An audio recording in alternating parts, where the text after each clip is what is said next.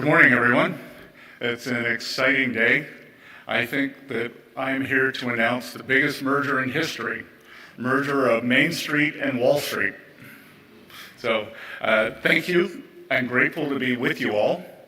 An entire generation of Americans is about to learn in the most life-changing way possible how even small contributions can become generational wealth.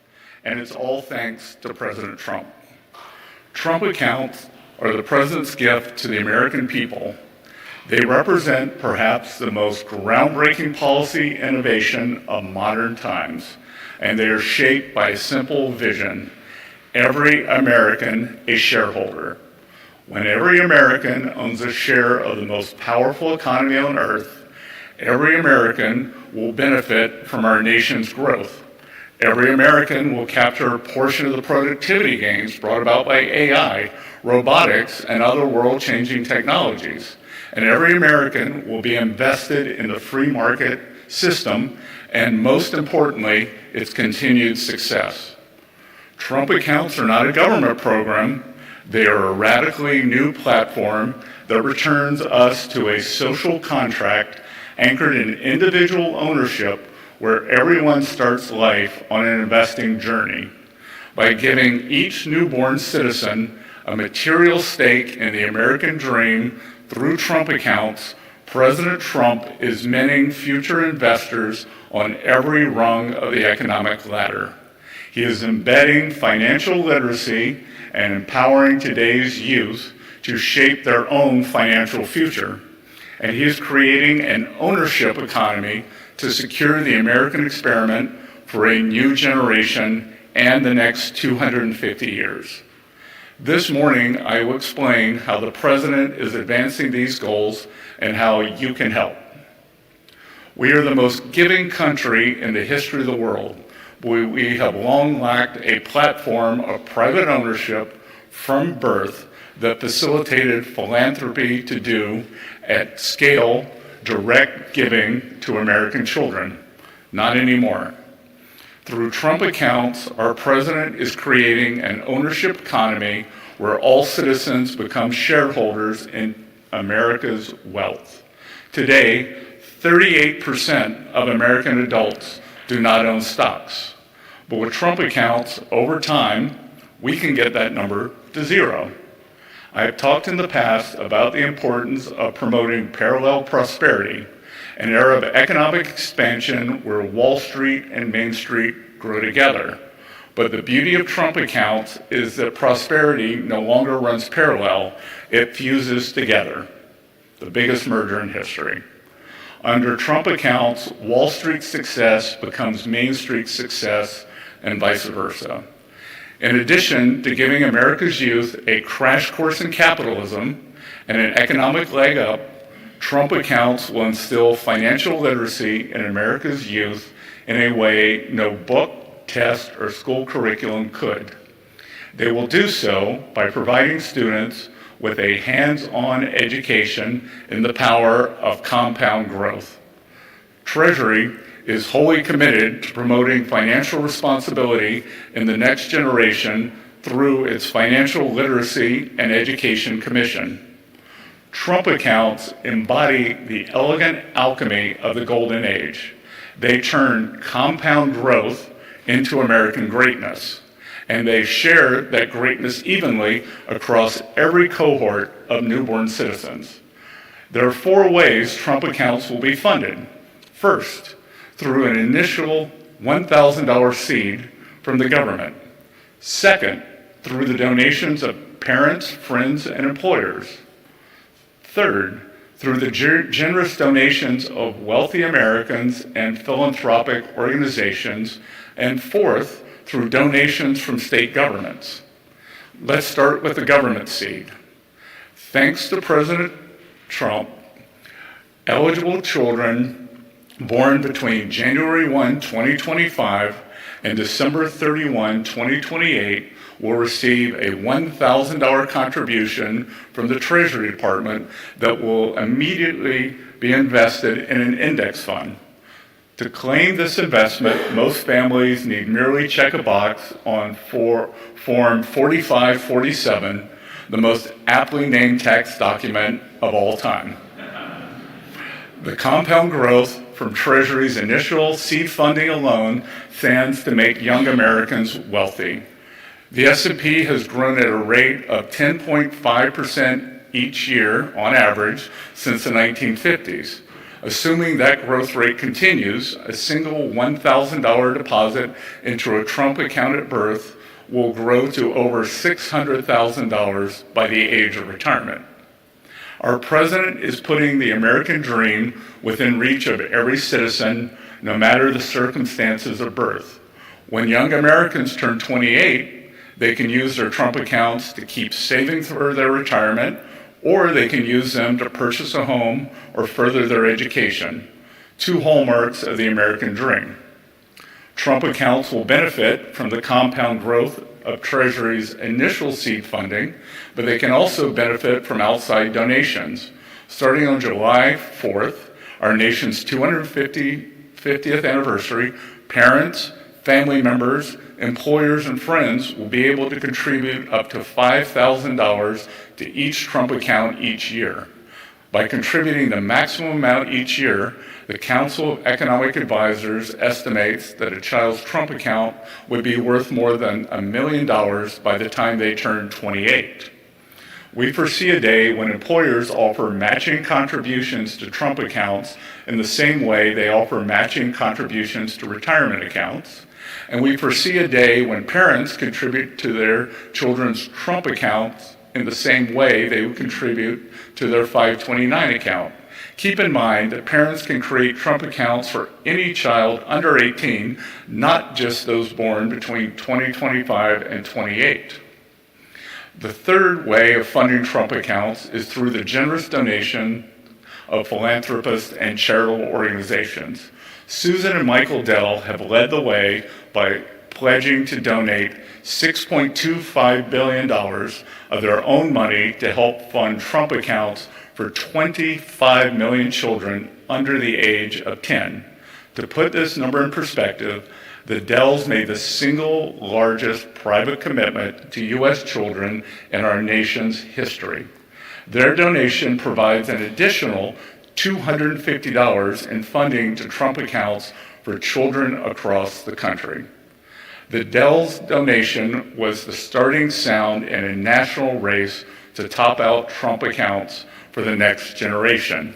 And this morning, I am delighted to announce the first entrance into that race, world-renowned investor Ray Dalio. Ray has joined what we are calling the 50-State Challenge. The 50-State Challenge is a special initiative Treasury is launching today to rally the nation's philanthropists around a common cause. Through the 50-State Challenge, we are inviting every philanthropist in every state across the country to partner with us in building generational wealth for America's children through Trump accounts. Ray is representing Connecticut in the 50-State Challenge. Today, he will announce a generous contribution to boost funding for Trump accounts for kids across Connecticut. Ray has made the first move, but we welcome other donors and foundations in Connecticut and across the country to join him in the 50-State Challenge. The president is calling on our nation's business leaders and philanthropic organizations to help us make America great again by securing the financial future of America's children. Given the amazing level of interest and the generous donations we have seen so far, I am confident we will see many more donations, contributions pouring in. The fourth way of funding Trump accounts is through state governments. The administration has been working closely with a number of governors to determine the best way states can work with the federal government to expand access to Trump accounts to as many children as possible. Thus far, 20 states are considering topping up the accounts. State involvement can take many different forms. States can, for example, tie top-ups of Trump accounts to completion of financial literacy courses, or they can contribute directly to Trump accounts at birth. States are the laboratories of our democracy, and their experiments with Trump accounts will surface the best methods for funding over time. Trump accounts will not only restore the American dream for the next generation, they will make it more accessible than ever before. Together, we can usher in the president's golden age by building the most affordable, prosperous, and opportunity-rich America in our nation's history. I look forward to working with all of you to secure American prosperity through Trump accounts. Thank you.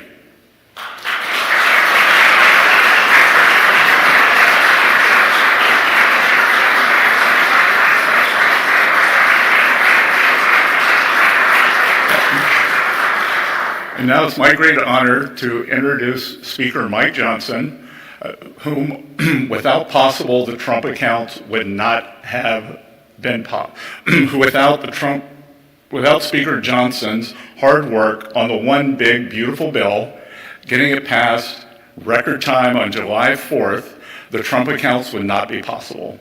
I remember when Speaker Johnson told me in April, he said, I think I can have the bill out of the House by Memorial Day. Really? And he did it, and which gave us a lot of momentum. Leader Thune got it across the finish line on July 4th.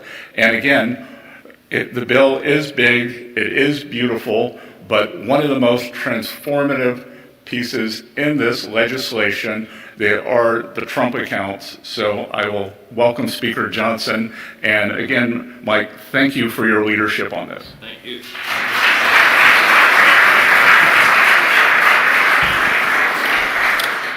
What an exciting day this is. It's so great to see you all here at Treasury with our extraordinary Secretary, Scott Bessent, is a godsend to America. Can I get a round of applause for our Treasury Secretary? Yes.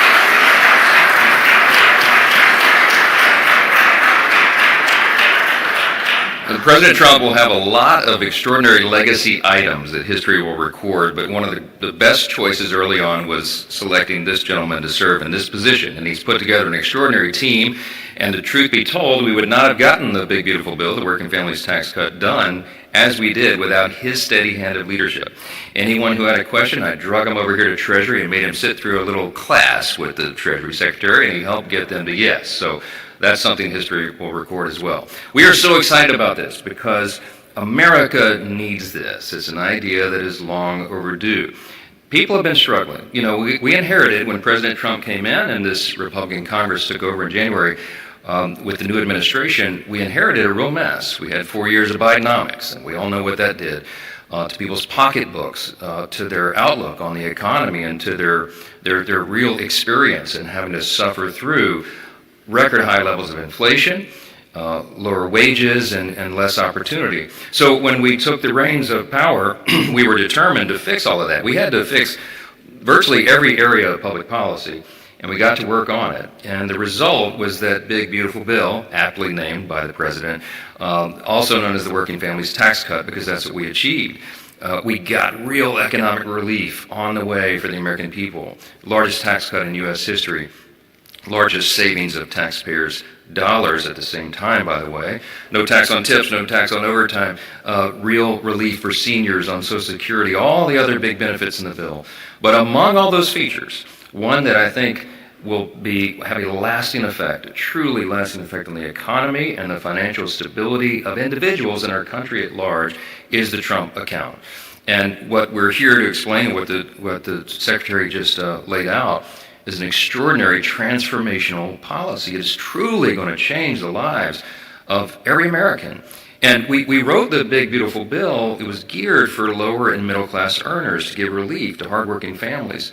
And this is one of the primary drivers of that. Now, I'm not going to give you a long speech. I could, because I'm really excited about this and what it's going to do for our families, for the economy. But one thing I really like, I think it's almost poetic, is that the implementation date happens to fall on July 5th of next year, right after our nation's 250th birthday. As the Secretary noted, the greatest nation in the history of the world, the most benevolent nation in the history of the world, the most successful, most free, most powerful. And there's a reason for that. I'll just leave you with that thought. America is built on these foundational principles, and among them is the idea of the free market, of individual financial stewardship and responsibility, the idea of capitalism, that everybody gets a shot. If you work hard and you play by the rules and you do your best, you can get to the next rung on that economic ladder. And now with this, there's a bit of a turbo boost to that idea. And while we've always believed in private property ownership, private ownership, as the Secretary noted, now there is a platform, a new platform for private ownership. What an extraordinary concept. And what a big thing to celebrate as we celebrate our nation's supercentennial, as the President calls it, next year. The idea that these principles and these foundational premises that make our great nation will flourish in a whole new way.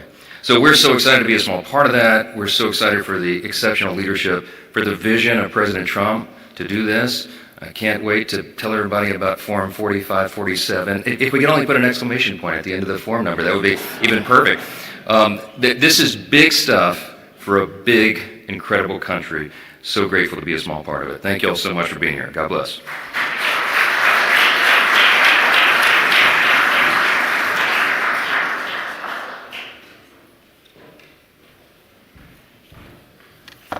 Thank you to Speaker Johnson. Good morning. I'm Assistant Secretary for Financial Institutions, Luke Pettit, and it's my privilege to help lead the implementation work for Trump accounts that's being done here at the Treasury Department.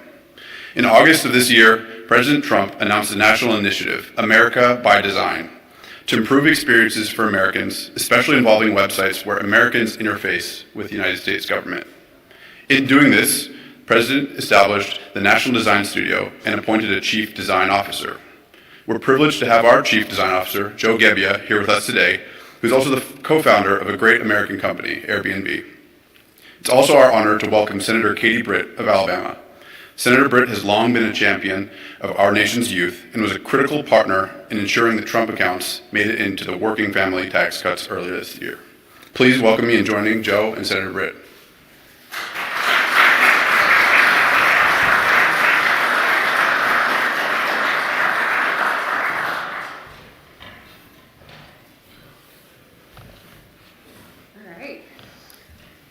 Some comments first, and then great.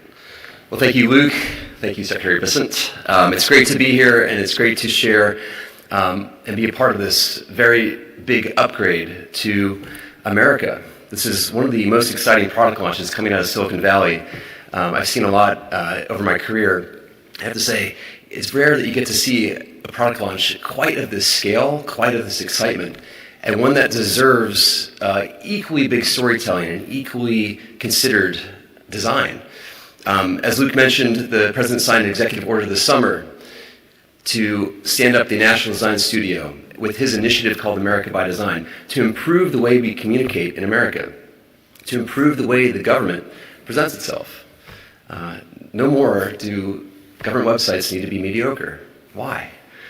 We can bring private sector and industry standard design, usability, technology to improve the way that America experiences the government. Now, when this initiative, if this initiative were to be launched, I'd say 50 years ago, you'd either have to walk into a building and access it or maybe get something in the mail. At the time, I imagine the building would have been beautifully designed and the mail would have been a nice form. The reality is people access the government through websites, which is why the President so strategically decided to invest in upgrading across the government. So with that, I'm excited to share a major update to trumpaccounts.gov. We'll pull the website up right now. So Trump accounts jumpstart the American dream. We're building long-term financial security for millions of children by creating tax-advantaged investment accounts for U.S. citizens under the age of 18 coming next summer in 2026. People will be able to put in their emails, which we've collected a lot so far. There's a lot of interest in this. As we scroll down the page, we give people a glimpse of what this might look like come next summer, where they get to see your child has received $1,000 from the United States Treasury Department. As the Secretary mentioned, this will be invested into index funds.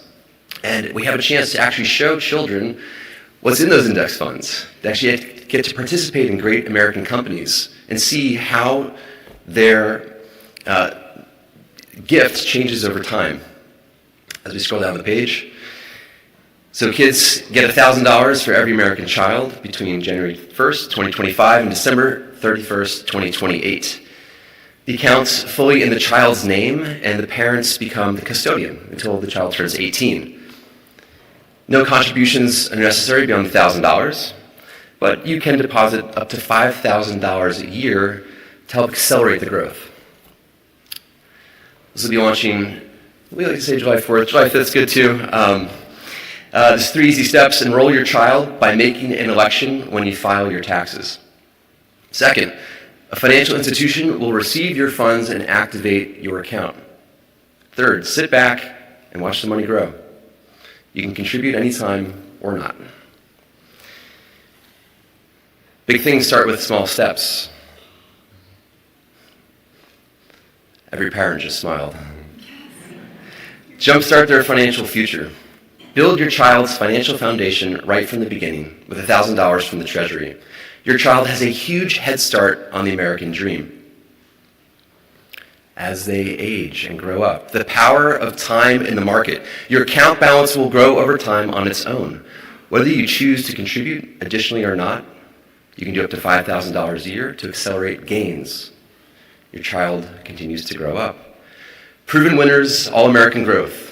Your child's funds will automatically be invested in American companies. The app and interface let you see exactly what the stocks are that they own and how they're performing. Growing their finances and their education. As they get older, they'll learn about investing and watch their money compound in real time. They'll gain more than just money. They'll gain financial literacy. At 18, Trump account is all theirs. They're free to continue letting it grow, or they can withdraw funds right away to use for things like education or housing, with all the tax advantages of a traditional IRA. Your child's account grows with them, and we modeled out. At age 18, if you didn't add anything else to the $1,000, your child would have $5,800 by the time they graduate high school. If you contributed $250 a year by age 18, you'd have estimated, forecasted, $20,700. And if you contributed the max $5,000 a year, by age 18, that would compound to $800,000. Now, Secretary Bissett gave me an idea. We're going to update later today to show at age 18 and also at the age of retirement. So people will be able to click through this. Thank you for that product idea, Secretary. So people can see the forecast if they hold on to this through the age of retirement. As mentioned, companies are stepping up. The private sector is leaning into this. These are some of the first initial companies. I imagine this page will get very long. We'll have to figure out a way to click and see the full list at some point. And as mentioned, the leadership of Michael and Susan Dell, along today with the announcement of Ray and Barbara Dalio, stepping up from the philanthropic sector. This is a pro-family initiative that will help millions of Americans harness the strength of our economy to lift up the next generation. And they'll really be getting a big jump on life, said our President, Donald J. Trump. We've got Q&A for parents. We think kids are going to be curious in this too, so we've got Q&A for them, and also for corporations and philanthropists. We'll be updating this later today with the news out of this conference, and closing out with the next best thing to watching your child grow up is a tax-advantaged investment account that belongs entirely to them. So this is the big update to trumpaccounts.gov. Thank you.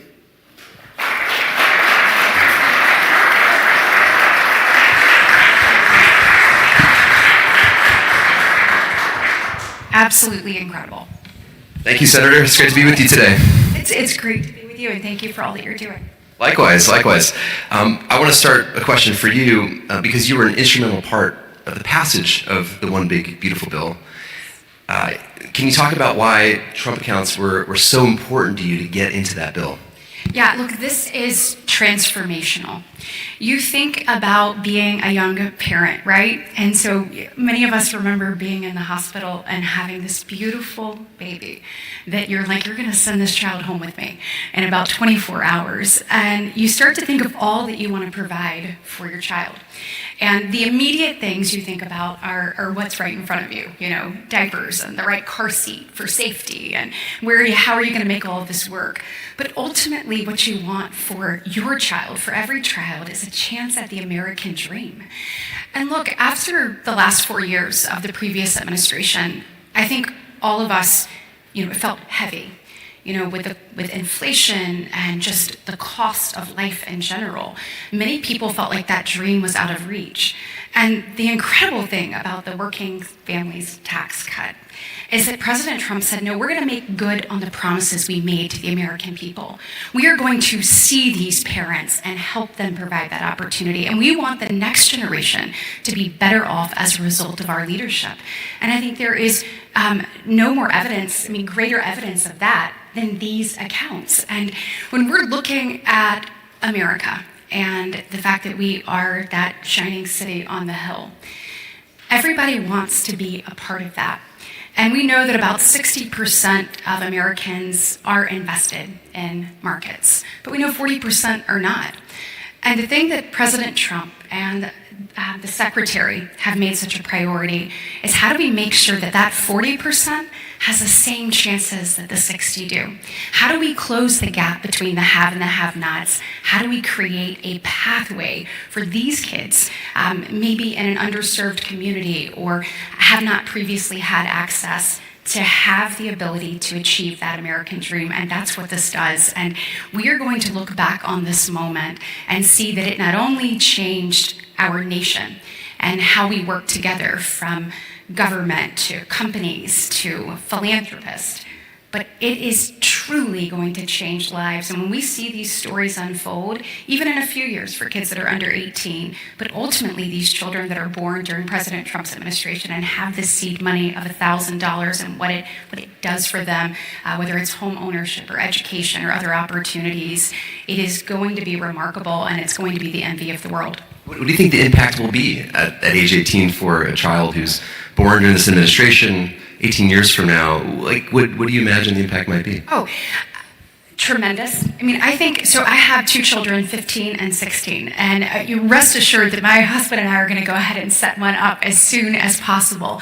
And you think about just the growth that can occur at 18 or 28 or what could ultimately happen, but you think about a child that is born right now that is going to allow this to grow. And I believe that what we've seen from the Dells and what we have seen from companies already stepped up, that is just the beginning. President Trump and the Secretary have an opportunity to just inspire in a way that we've not seen any other leader be able to do. So I believe that will be compounded tremendously. And I think ultimately, you've seen the American dream slip away. Like, one example is home ownership, and you heard the Secretary talk about that earlier. So previously, people could buy their first home between 25, 26, 27 on average. Now we're looking at, 38 and beyond. What this will be able to do for a down payment or an educational opportunity or skills training is going to change the game. And listen, I want to thank you. I have a question for you. So as a parent, number one, I told you when I saw those little feet up there, that just took me back in time. And I also thought, how am I going to do all of these things? And then how do you know what to do and when to do it? You have been transformative with bringing products to market, and you have found a way to target the information that is needed in a way that people like me can receive it. Because I'll be honest with you, I am that parent that has to get my kids to help me figure out what to do online quite a bit. And so talk to me about being the head of the National Design Studio and how this project, kind of the framing that you took into account for this project to help parents like me be able to navigate this and actually be able to access it. Well, thank you for that question. I think this is such an important initiative, and to make it sure it gets the widest adoption possible, as a designer, you want to just make things as simple as possible whether that's the messaging, whether that's the interface or the usability of something. If you want to increase conversion rate, make it simple. And so, my company was really built around that. How do we apply great design to helping somebody take a great vacation, take a trip somewhere, connect with that accommodation? And so this is really bringing those same principles here. How do we have really clear communication, really clear, crisp messaging so that the American at any socioeconomic level can understand how this fits into their life and how it benefits them? Yeah, and I would imagine that, as a new mom or dad in the hospital, or, bringing your child home, that we're going to find ways to make sure that this is front and center, that they are educated about this and can explore and also know 45, 47, what to check when they're doing their taxes as well. And I'm sure that just making it easy to navigate has been a top priority of yours. That's right. I think, and this is really, as a consumer of government products, as an American, there's so much more we could be doing to tell the story about the great efforts of the government, of the administration, of these kinds of initiatives to really resonate and connect with American people. And so this is really the mandate from the president to the National Design Studio. Well, and I think that's what makes this administration so different, is we know that you are the expert in how to deliver that. We've seen the success of that, and now we're allowing your talents and vision to be executed in a way that everyday Americans, that moms and dads out there that are thinking about the future of their child are able to take advantage of it. So thank you for what you're doing on this. I think back to a time when my grandfather in the early 90s gave us a stock at Christmas. And so here we were, and my grandfather is a small business owner. He had a hardware store that was my great-grandfather's that had been passed down, and he and my father were building a boat dealership together. And so as a small business owner in a more rural part of the state, and in a small town, you kind of sort of think that markets are out of reach for you. When we opened that up, every grandchild, and we finally had ownership in something that was bigger than ourselves, and we would watch it every single year. When we're thinking about these accounts, Joe, this is about access, this is about education, and this is about opportunity. And with one delivery of this, you give a child all of those things. I know for me, it created an interest in that in a way that I would not have had otherwise. It also a pride of ownership. And so you think about parents all across the country that are going to be looking at these accounts and thinking, what can my child do with this? How is this going to help them achieve? And then the educational process that comes with that access and the ultimate opportunity is going to change lives forever. That's right. I mean, as a policymaker, you've been at the tip of the spear on these issues, whether it's about being part of the pro-family party. Can you speak more about those initiatives or other things that you're involved in? Yeah, look, there is no doubt that under President Trump's leadership, the Republican Party has become the party of families. We have become the party of parents. We've become the party of hard-working Americans. And so to get to be a part of delivering on that has really been incredible. The Working Families Tax Cuts, as mentioned by the speaker, have so many things in here for hardworking Americans and people, allowing them to keep more of their hard-earned dollars, making sure that dollar goes further, and creating opportunity like we're talking about today. One of the other things that I was proud to lead the effort in the Working Families Tax Cut was actually addressing the affordability and accessibility of childcare. So it doesn't matter if you're talking to our largest manufacturers or our smallest business on a main street in a community in Alabama. They tell you being able to recruit and retain a workforce is one of the things that they deal with, and one of the issues that they have with that is affordability and accessibility of childcare. We know that there are a lot of people that want to re-engage in the workforce, and if you want to do that, I want you to have that opportunity to help us as we build back America. And we want to make sure that impediment, we want people to be able to have more children and do more things, that an impediment of affordability or accessibility, that we help knock that down. And so in this, the tax code was actually updated for the first time since 1986 when it came to DCAP, so when Ronald Reagan was the president. So went from 5,000 to 7,500 that parents will be able to have there. And then we updated the CDCTC for the first time since 2001, so an additional $900 for people who utilize that. All of this is real money for parents who are trying to create this pathway for their children. And then we also created an additional 45F, an additional dollars there, move that to $500,000, really creating an opportunity for businesses to be a part of this solution. We know that just like in line with the Trump accounts, it's going to take everybody doing everything. So whether that's a voucher program or an on-site facility, and then also small businesses for the first time can take part in that as well. So this is transformative because we've heard people talk about affordability of childcare for years. President Trump at this administration and the Republican Senate and House actually did something about it. So we're excited for people to actually get to make use of that as well. A lot of good things coming. Well, thank you so much for all you're doing. Ladies and gentlemen, Senator Britt.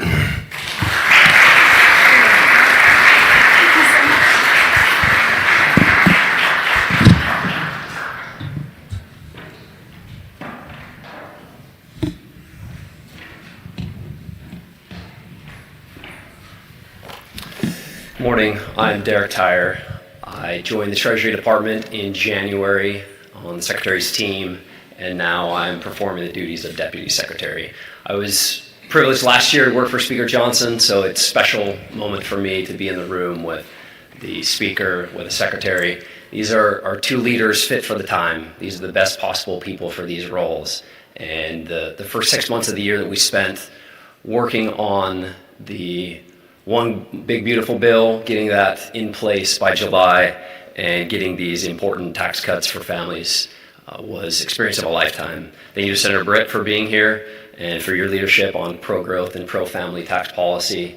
We also want to mention the absence of Caroline Leavitt, the President's dynamic press secretary, who is traveling with the President, but we are in full partnership with the White House on Trump accounts.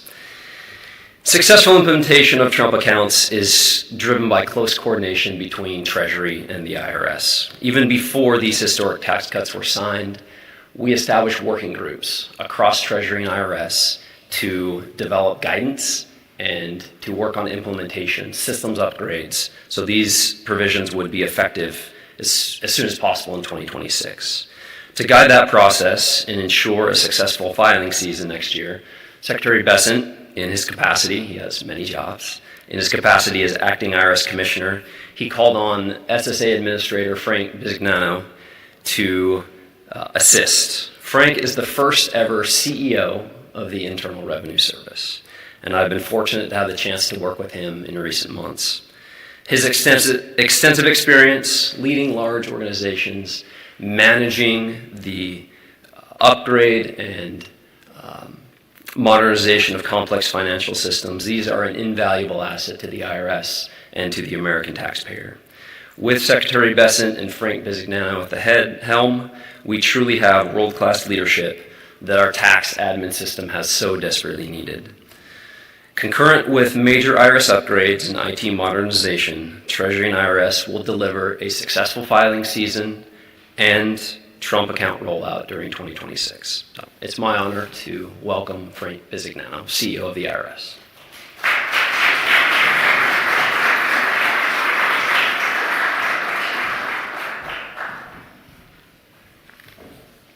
Thank you, Derek, and thank you for all you do, providing the leadership that you do across the organization.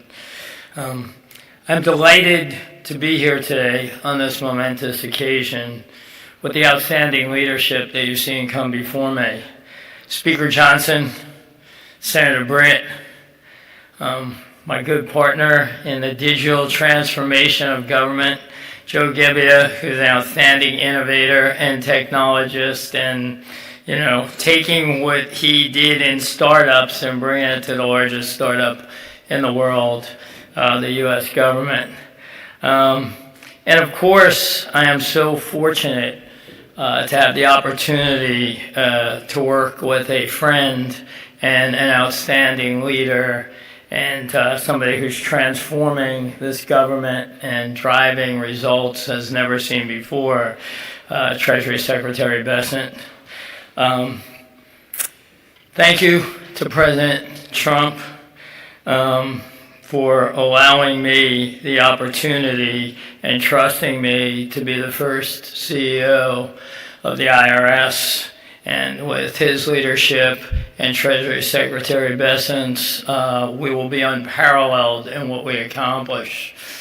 It is an honor for me to lead this great organization, which is intrinsic to the functioning and success of our nation. Our teams are working to deliver Secretary of the Treasury and Acting Commissioner Bessent's vision for transforming IRS. As CEO, I am committed to ensuring the IRS sharpens its focus on 3 priorities. First, enhancing customer service. We will serve the American public in a manner they never were before. Improving collections. We fundamentally at the IRS is the largest revenue pool in the world, and we will perform better on that.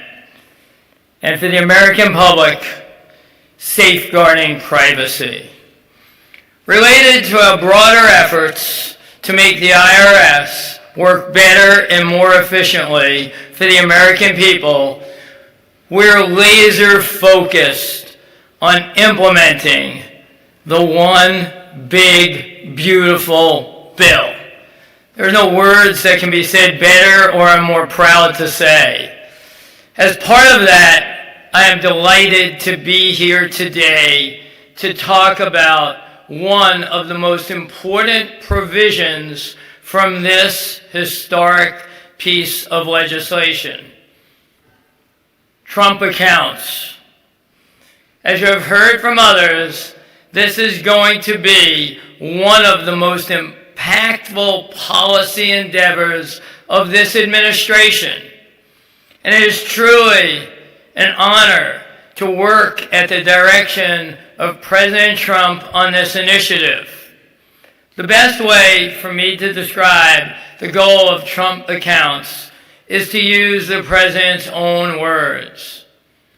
This is a pro-family initiative that will help millions of Americans harness the strength of our economy to lift up the next generation and generations to follow.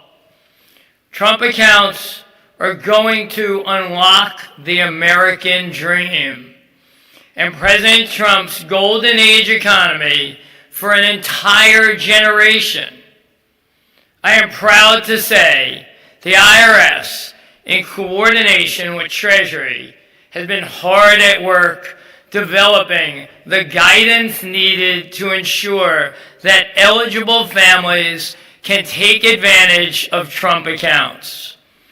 Earlier this month, we issued a notice providing some initial information, and we are still drafting regulations that will give more detailed guidance to families soon.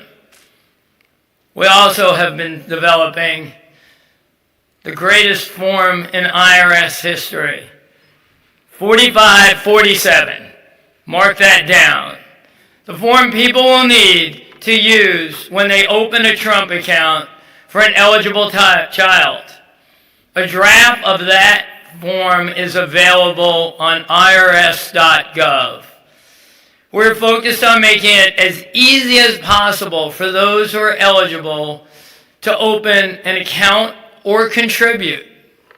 The rollout of the official Trump account website today. Great job, Joe, in doing all you've done. With fulsome FAQs will help streamline this process. You will hear more about TrumpAccounts.gov in just a few moments.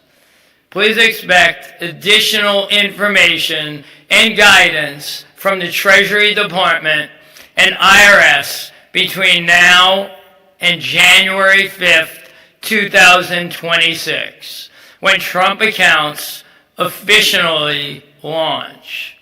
So once again, I want to thank Treasury leadership for the opportunity to be here today.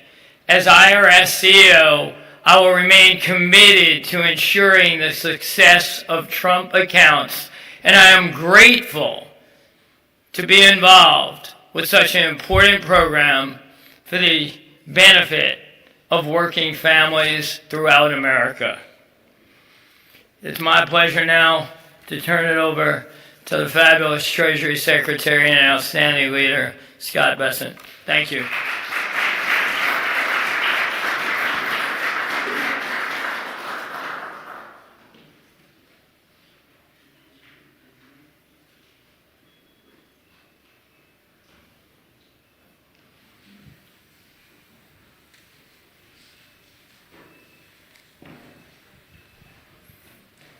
Good morning, everyone. Thank you for joining us this morning.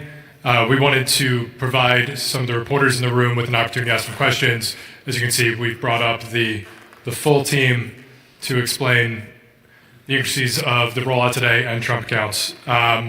So first, Nick Gilbertson with Breitbart.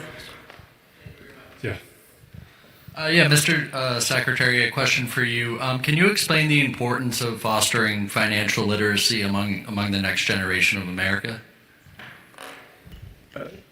Yes, financial literacy has long been one of my passions, dating back for more than a decade when I was in the private sector. And I believe, I grew up in a small town in South Carolina, in Little River, South Carolina.